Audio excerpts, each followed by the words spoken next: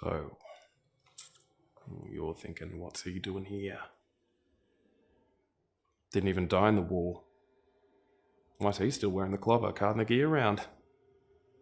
Something terrible happened. Something that doomed him to wander permanent.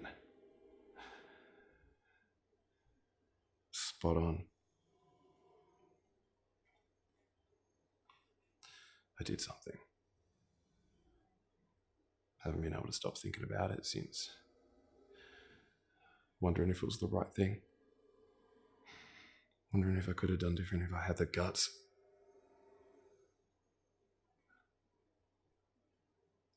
Am I a coward? And that's why I'm here. That's why I'm always here.